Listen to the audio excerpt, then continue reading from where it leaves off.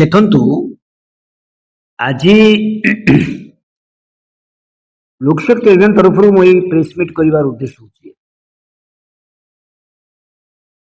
ଗତ ପାର୍ଲାମେଣ୍ଟ ଅଧିବେଶନ ବେଳେ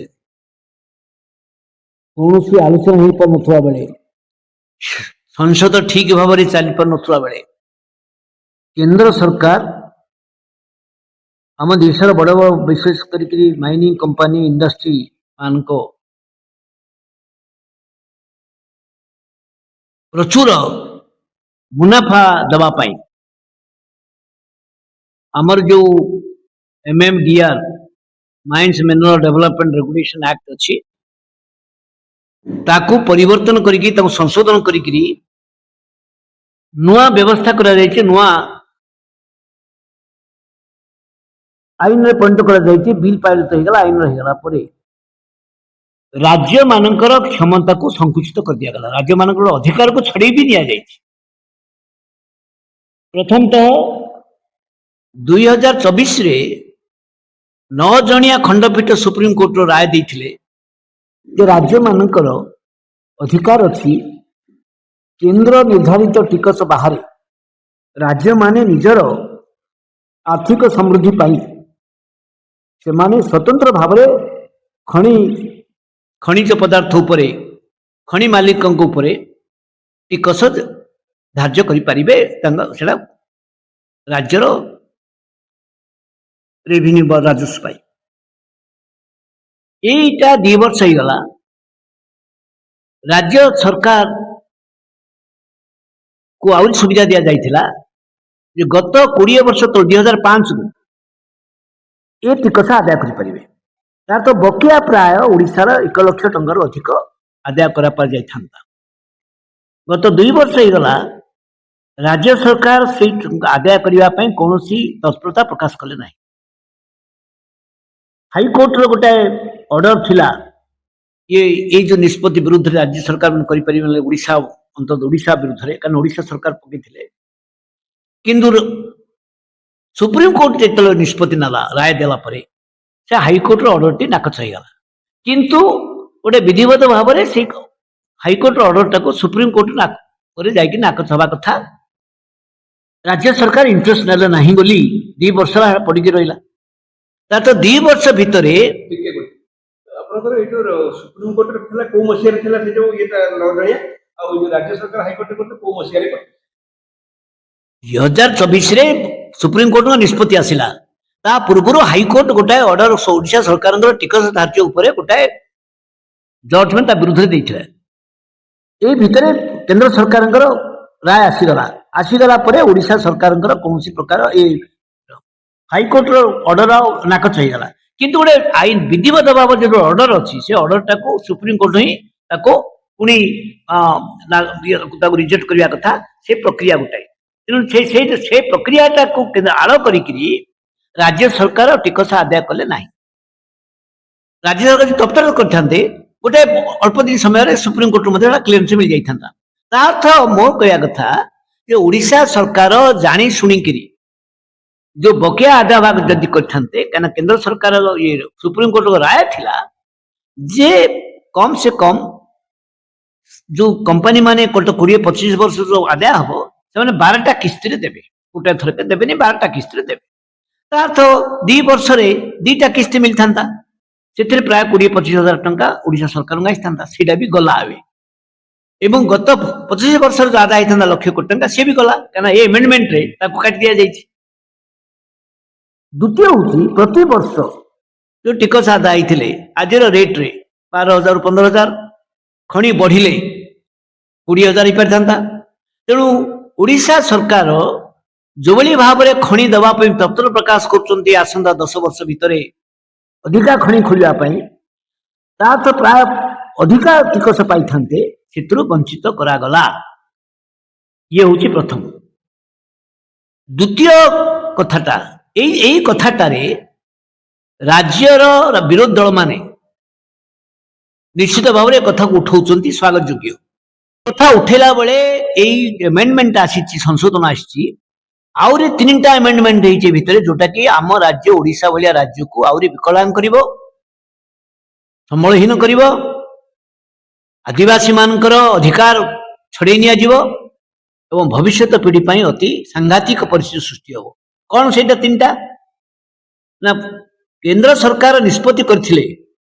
कंपनी मानकर प्रेशर रे साहा कमिशन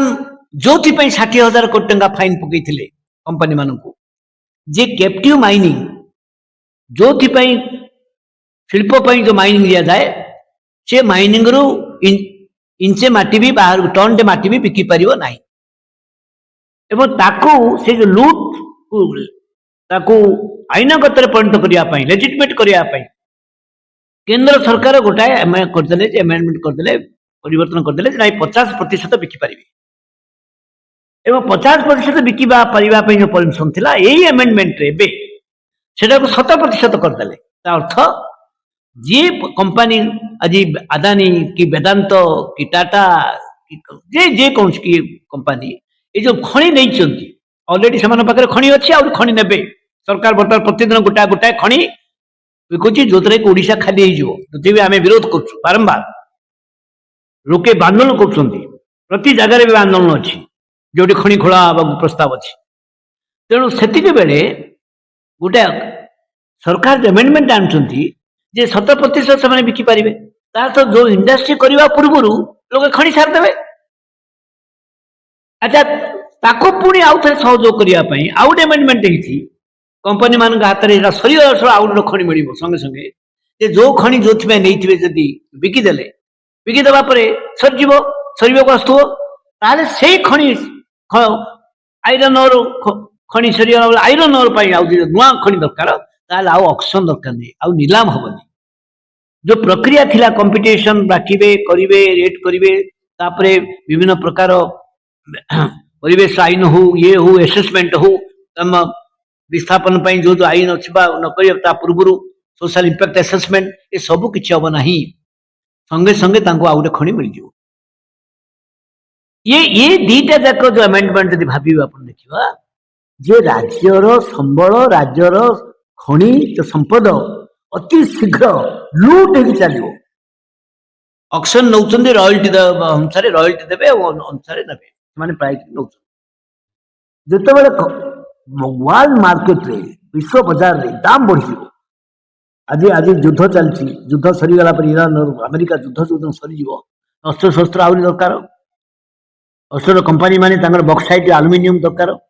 आलुमिनियम रेट बढ़ी आम कहे बक्साइट खଣି को तुम आउ दियन कि सरकार भी तो गोटाए पर गोटाए दौची तार तो कंपनी भी 100%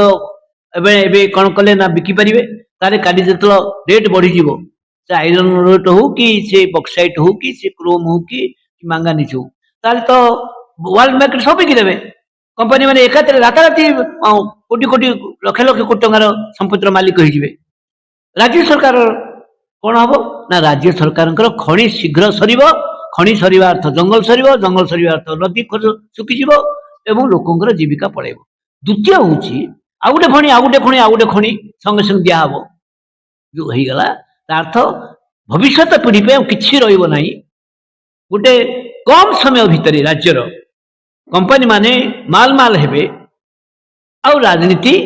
कंपनी मान पैसा चलो एवं यहीटा गोटे डेंजरस कथा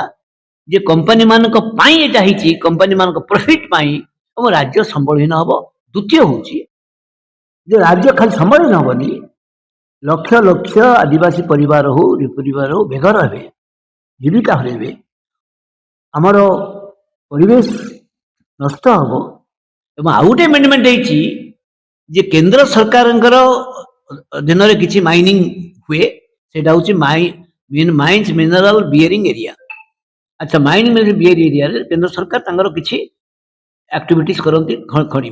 सेंट्रल कि से अंचल जमी जाक राज्य सरकार अधीन न रखिक केंद्र सरकार अधीन को नहीं गले एमेंडमेंट अर्थ से अंचल जो केंद्र राज्य सरकार फॉरेस्ट एक्ट अनुसार कि जो अनुसार पट्टा दि जाऊला कि लोके जो अधिकार पाते करते केंद्र सरकार जमी चलीगला राज्य सरकार कौन से अधिकार आउ रहा ना से जमीर परिमाण हूँ से अंचल जो जंगल प्राय 14 लाख हेक्टर अधिक 14,00,000 ଅଧିକ ଅର୍ଥ ଏ ଭିତରେ ପ୍ରାୟ 17,000 ଅଧିକା ଗାଁ ଆସୁଛି ଛୋଟ ବଡ଼ ଆଉ ସବୁ ଟ୍ରାଇବାଲ ଏରିଆ। ତା ଅର୍ଥ ସେମାନେ ତାଙ୍କ ଜମି ତାଙ୍କ ଅଞ୍ଚଳ ଆଉ ରାଜ୍ୟ ସରକାର ଅଧୀନ ରହିବନି, କେନ୍ଦ୍ର ସରକାର ଅଧୀନ ରହିବ। ତା ଅର୍ଥ ସେମାନେ ରାଜ୍ୟ ସରକାରଙ୍କ ଜରିଆରେ ବା ଯୋଉ ଆଇନ ସବୁ ଅଛି, ଯୋଉ ବେନିଫିଟ ହବ, ଜଙ୍ଗଲ ଅଧିକାର ଆଇନ ହଉ, ବିଭିନ୍ନ ପ୍ରକାର ଅଛି, ସେଥିରୁ ସେମାନେ ବଞ୍ଚିତ ହେବେ। ତା ଅର୍ଥ କ'ଣ? ରାଜ୍ୟଟାର ପୁରା ଏତେ ସ୍ୱାର୍ଥ ବିରୋଧରେ, ରାଜ୍ୟର ସ୍ୱାର୍ଥ ବିରୋଧରେ, ରାଜ୍ୟବାସୀଙ୍କ ସ୍ୱାର୍ଥ ବିରୋଧରେ, ଆଦିବାସୀଙ୍କ ସ୍ୱାର୍ଥ ବିରୋଧରେ କେନ୍ଦ୍ର ସରକାର ଏ କଥା କରିଛି। ଆଉ ଆ ଜରିଆରେ ରାଜ୍ୟ ଆଉ କେନ୍ଦ୍ରର ଯୋଉ ସମ୍ପର୍କ, ଆମେ ଯାକୁ ସଂଘୀୟ ରାଷ୍ଟ୍ର କହୁଛୁ, ରାଜ୍ୟମାନଙ୍କର ଅଧିକାରକୁ ଛିନ୍ନ କରିକିରି କେନ୍ଦ୍ରୀକରଣ କରାଯାଉଛି। ଏବେ ସମ୍ବିଧାନ ବିରୋଧୀ। ଆମ ସମ୍ବିଧାନ ସଂଘୀୟ ବ୍ୟବସ୍ଥା, ଆମର ହଉଛି ଫେଡେରାଲିଜମ, ଫେଡେରାଲ ଷ୍ଟ୍ରକ୍ଚର। ଆମର କେନ୍ଦ୍ରୀକରଣ ନୁହଁ, କେନ୍ଦ୍ରୀଭୂତ ନୁହଁ। ରାଜ୍ୟର ଅଧିକାର ବି ଅଛି ଅଲଗା ଭାବରେ, କେନ୍ଦ୍ର ଅଛି ମିଳିତ ଭାବରେ ଅଛି। କିନ୍ତୁ ଏଇ ଆମେଣ୍ଡମେଣ୍ଟ ଜରିଆରେ ରାଜ୍ୟର ଅଧିକାରକୁ ସଂକୁଚିତ କରାଗଲା। ରାଜ୍ୟର ଅଧିକାର ରାଜ୍ୟର ଏବଂ କମ୍ପାନୀ ମାନଙ୍କୁ ପ୍ରଚୁର ପ୍ରଫିଟ ପାଇଁ ଦିଆଗଲା। ସେ ଦୃଷ୍ଟିରୁ ବର୍ତ୍ତମାନ ଆମେ ତାକୁ ବିରୋଧ କରୁଛୁ। ସେଇ ଦୃଷ୍ଟିରୁ ଏତେ ବଡ଼ ଆମେଣ୍ଡମେଣ୍ଟ ଆଣିକିରି ଏତେ ପ୍ରଭୁତ କ୍ଷତି କରିକିରି ଓଡ଼ିଶା, ଛତିଶଗଡ଼, ଝାଡ଼ଖଣ୍ଡ ବିଶେଷ କରିକିରି ଏବଂ ବିଭିନ୍ନ ଜାଗାରେ ବର୍ତ୍ତମାନ କେରଳ ସରକାର ଏବଂ ଝାଡ଼ଖଣ୍ଡ ସରକାର ଆକୁ ଚ୍ୟାଲେଞ୍ଜ କରିବା ପାଇଁ ପ୍ରସ୍ତୁତ ଅଛନ୍ତି ସୁପ୍ରିମକୋର୍ଟ। ଦୁଃଖ ବିଷୟ ହେଉଛି ଗୋଟେ ରାଜ୍ୟ ସରକାର, ଡବଲ ଇଞ୍ଜିନ ସରକାର, ଓଡ଼ିଆ ଅସ୍ମିତି କଥା କହୁଥିବା ସରକାର, ଓଡ଼ିଶାର ସ୍ୱାର୍ଥ ବିରୋଧରେ ରାଜ୍ୟର ଅଧିକାର ଉପରେ ଯୋଉ ଆସିଛି ଆକ୍ରମଣ, ତା ସତ୍ତ୍ୱେ ସରକାର ଥିଲେ ବି ବିରୋଧ କରିବା କଥା ରାଜ୍ୟର ସ୍ୱାର୍ଥ ଦୃଷ୍ଟିରୁ। କାରଣ ଆଦିବାସୀ ମୁଖ୍ୟମନ୍ତ୍ରୀ ବି ବିଜେପି ଦଳ ତାକୁ ସ୍ୱାଗତ କରୁଛି। ଏଇଟା ହେଉଛି ସବୁଠୁ ଦୁଃଖଦାୟକ। ରାଜ୍ୟର କ୍ଷମତା ପଳାଉଛି ଏବଂ ଗୋଟେ ବାଣ୍ଟୁଛନ୍ତି,